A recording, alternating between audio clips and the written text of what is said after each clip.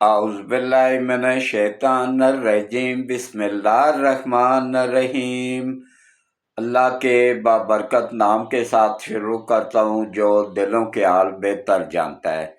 میری طرف سے دیکھتی آنکھوں سنتے کانوں سب کو السلام علیکم ورحمۃ اللہ وبرکاتہ۔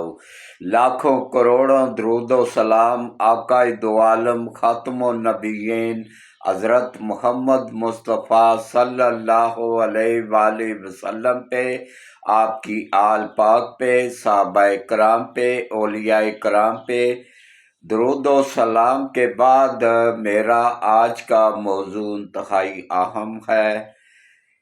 کے پی کے میں دہشت گردوں نے ایف سی ہیڈ کوارٹر پر حملہ کیا ہے۔ اس وقت پریڈ ہو رہی تھی، پریڈ میں کتنے ایف سی کے جوان شامل تھے اور اس وقت ہیڈ کوارٹر کے اندر کتنے نوجوان موجود تھے،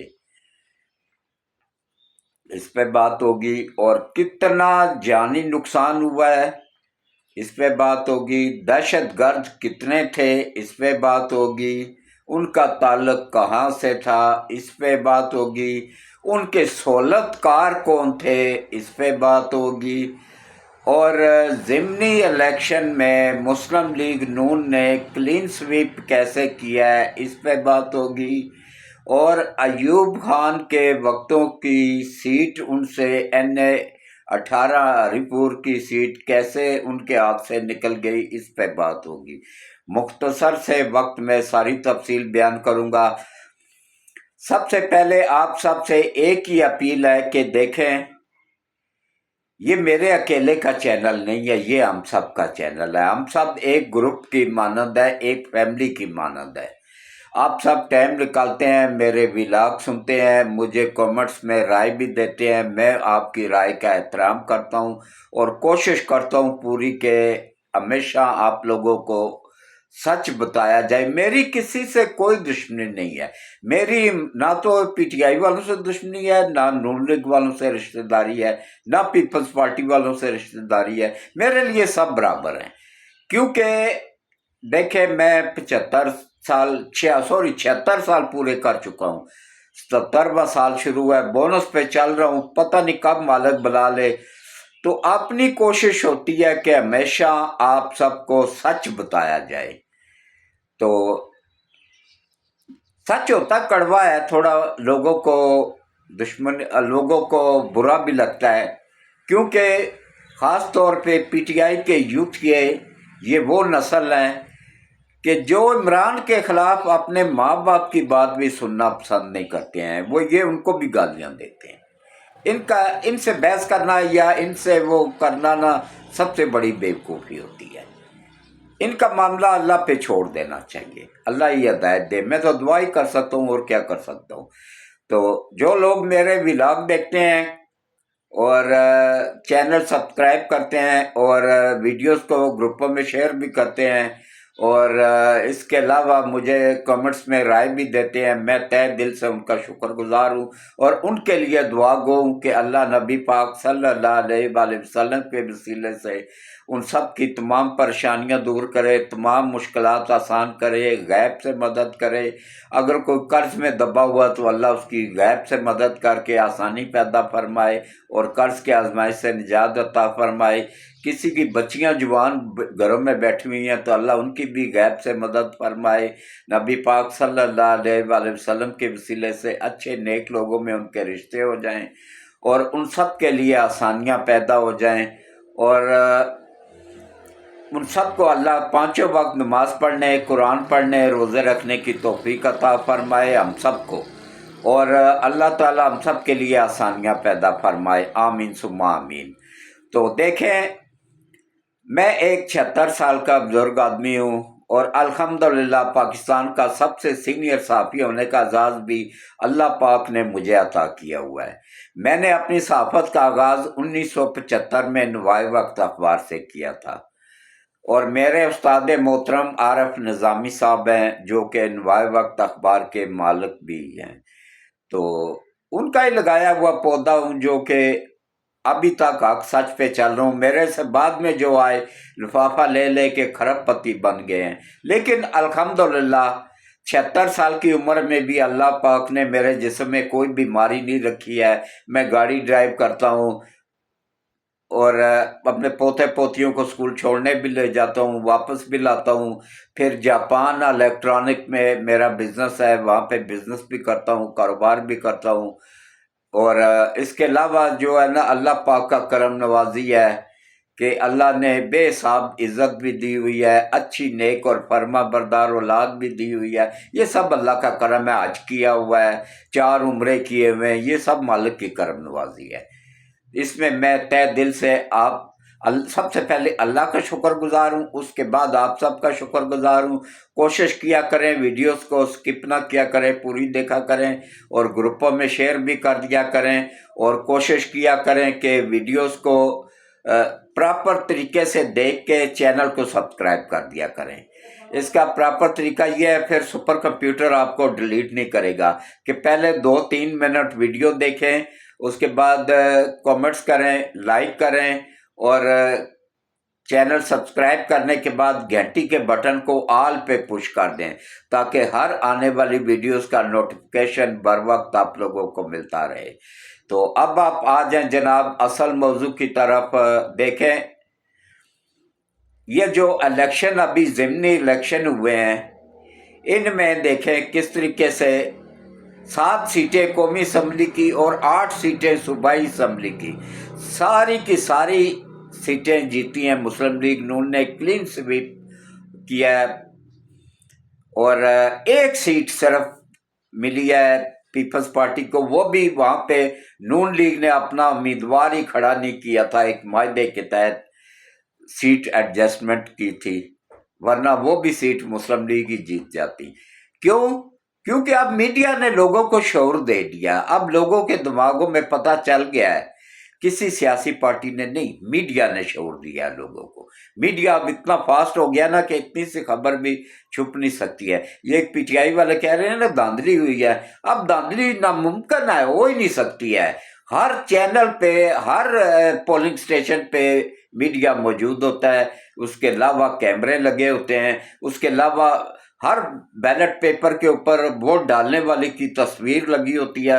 اب 10 تصویریں تو نکلیں گی ایک پولنگ سے, تو 10 تصویروں پہ تو ایک دم آدمی پکڑا جاتا ہے. پھر انگوٹھے چیلنج ہو جاتے ہیں, فنگر پرنٹ لگے ہوتے ہیں, وہ چیلنج ہو جاتے ہیں, ان سے پکڑے جاتے ہیں. اب ناممکن ہے, اب نہیں دھاندلی ہو سکتی, اب کام کر کے دکھانا پڑے گا. ابھی بھی 2 سال کا ٹائم ہے آپ لوگوں کے پاس, کام کر کے دکھائیں اور اپنی کارکردگی کی بنا پہ جیسے مسلم لیگ نواز نے ووٹ لیا ایسے آپ بھی لیں. کیونکہ اب عوام کو پتہ چل گیا ہے کہ 13 سالوں میں کے پی کے صوبہ تباہ ہوا ہے, 8 ارب کا قرض دار تھا. ابھی یوتھ کے نہیں مانتے ہیں, اب میں ان کا کیا علاج کروں کہ اللہ کے بندو گوگل سرچ کر لو.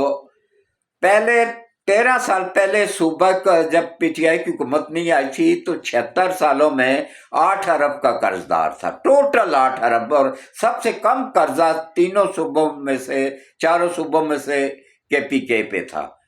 اور اس وقت 13 سالوں میں پی ٹی آئی نے 8 ارب کو کہاں پہ پہنچا دیا, 996 ارب پہ. اندازہ کر لیں 8 ارب کدھر اور 996 ارب کدھر. نہ کوئی اسکول بنا ہے, نہ کوئی یونیورسٹی بنی ہے, نہ کوئی کالج بنا ہے, نہ کوئی ہسپتال بنا ہے, نہ کوئی روڈ بنا ہے. پورے کا پورا انفراسٹرکچر تباہ ہو چکا ہے, روڈ تباہ ہو چکے ہیں, سڑکیں تباہ ہو چکی ہیں, گلیاں تباہ ہو چکی ہیں. سوائے کرپشن, لوٹ مار اور نشہ فروخت کرنے والوں کو سہولت دی جا رہی ہے, بس اس کے علاوہ کچھ نہیں ہے. آدھے سے زیادہ نوجوان نسل کے پی کے میں نشے پہ لگ چکی ہے. اسکولوں, کالجوں, یونیورسٹیوں میں سرے عام نشہ بک رہا ہے. یہ کام ہوا ہے, پی ٹی آئی نے یہ کام کیا. کیونکہ یہ میں نہیں کہہ رہا ہوں, یہ آج سے 45 سال پہلے حکیم سعید نے اپنی کتاب لکھی تھی جاپان کی کہانی, وہ پی ٹی آئی والے لے لیں, اس کا صفحہ نمبر 13, 14, 15. یہ حکیم سعید ہمدرد یونیورسٹی, ہمدرد فاؤنڈیشن, ہمدرد دواخانہ, روح افزا, یہ سب اسی کے ہی تھے. اور اس کی اولاد نہیں تھی, یہ بھی کوئی عمران سے دشمنی نہیں تھی, اس کی تو اولاد ہی نہیں تھی. وہ جب دنیا سے گیا تو وہ اپنا تمام سب سرمایہ گورنمنٹ آف پاکستان کو وقف کر کے گیا ہوا ہے۔ تو اب کوئی بھی آپ پروڈکٹ خریدتے ہیں نا، روح افزا شربت ہی لے لیں، اس کے اوپر بھی لکھا ہوتا ہے وقف گورنمنٹ آف پاکستان۔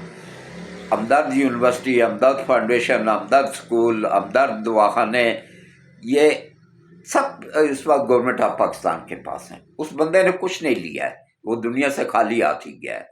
تو نہ اس نے اپنے چاچے تائے مامے رشتہ دار تو تھے، سب بہن بھائی بھی تھے، کسی کو نہیں دیا، اپنی ساری جائیداد گورنمنٹ آف پاکستان کو دی ہے، پاکستان کے نام وقف کر کے دنیا سے گیا ہے، شہید ہو کے گیا، اللہ اس کی شہادت اول درجے میں قبول کرے، آمین۔ تو اس نے اپنی کتاب جاپان کی کہانی صفحہ نمبر 13، 14، 15 میں واضح طور پہ لکھا تھا کہ اس وقت یہ عمران خان نے آکسفورڈ یونیورسٹی میں پڑھتا تھا، نیا داخل ہوا تھا، زیادہ عرصہ بھی نہیں ہوا تھا، فرسٹ اس کا سال تھا، پہلا سال تھا، اس دوران لکھی گئی تھی وہ کتاب۔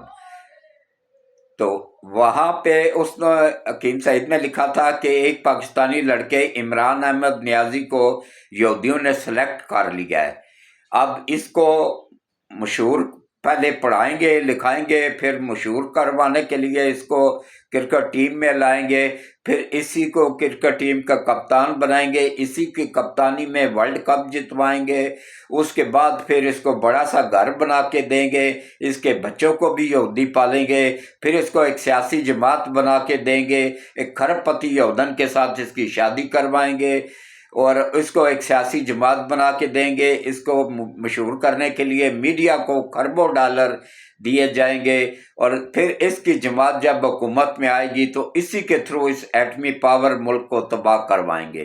تو وہ دیکھ لیں، عمران خان کا شیخ رشید کا بیان موجود ہے جس میں انہوں نے تسلیم کیا تھا کہ سری لنکا کے بعد پاکستان دنیا کا دوسرا ملک ہے جو دیوالیہ ہو گیا ہے، یہ الفاظ ہیں ان کے، ہو گیا ہے۔ کسی یوتھ کے کو وہ ویڈیو چاہیے ہو تو میرے پاس عمران خان کی بھی موجود ہے، وزیر داخلہ شیخ رشید کی بھی موجود ہے، وہ میں ان کو سینڈ کر سکتا ہوں۔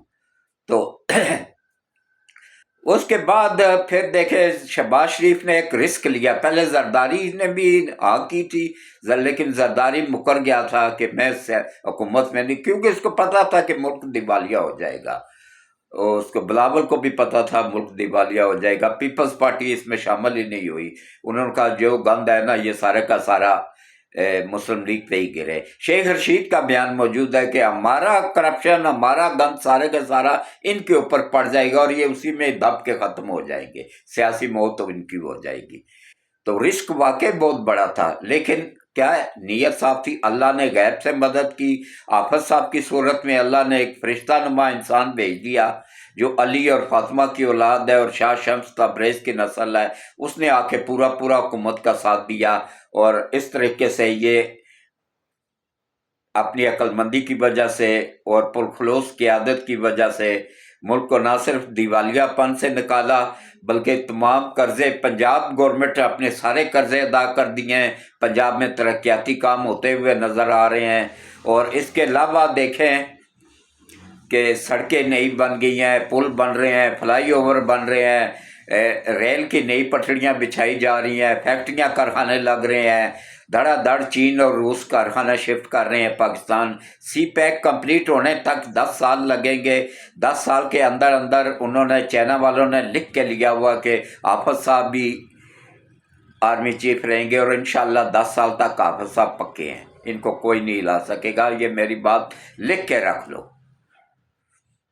اور انشاءاللہ ان 10 سالوں میں پاکستان میں آپ کو کوئی غریب نظر نہیں آئے گا، انشاءاللہ سب لوگ امیر ہو جائیں گے، سب لوگ روزگار سے لگ جائیں گے، اور یہاں سے ڈھونڈیں گے بھی تو آپ لوگوں کو کوئی بے روزگار نظر نہیں آئے گا، اور اس کے علاوہ بجلی گیس کے بل فری ہو جائیں گے، اور جو بالکل دبئی والا سسٹم یہاں پہ بھی بننے جا رہا ہے انشاءاللہ، یہ 2 سال کے اندر کمپلیٹ ہو جائیں گے یہ۔ اور ویسے امیر غربت دور کرنے میں تقریباً 5 سے 6 سال لگ جائیں گے، لیکن 2 سالوں بعد کافی ریلیف مل جائے گا لوگوں کو انشاءاللہ اللہ کی مدد کے ساتھ۔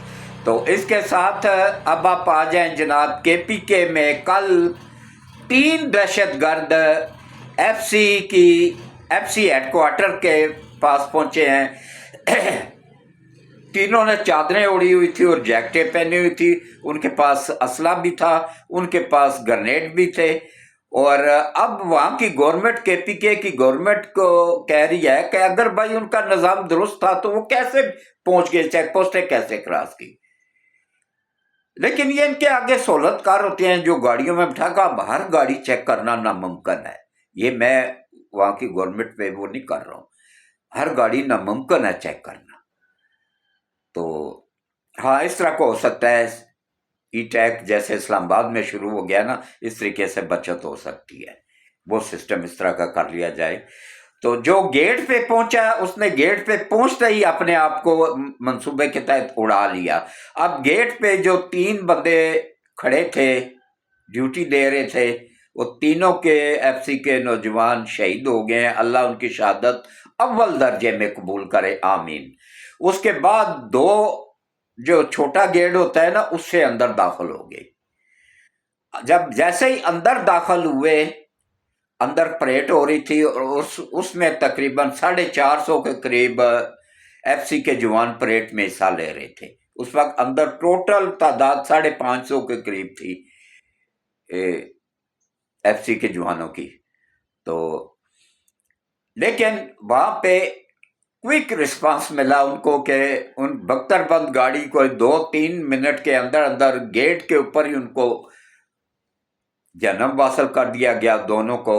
और इस तरह बहुत बड़ी तबाही से इन 3 नौजवानों ने, इन 3 माओं के बच्चों ने, इन 3 फैमिलियों के घरों ने, अल्लाह उनकी फैमिलियों को सब्र दे और अल्लाह उनकी शहादत अव्वल दर्जे में कबूल करे और अल्लाह उनको जन्नत में आला मुकाम अता करे कि उन्होंने अपनी जानों का नजराना पेश करके सूबे को बहुत बड़ी तबाही से बचा लिया।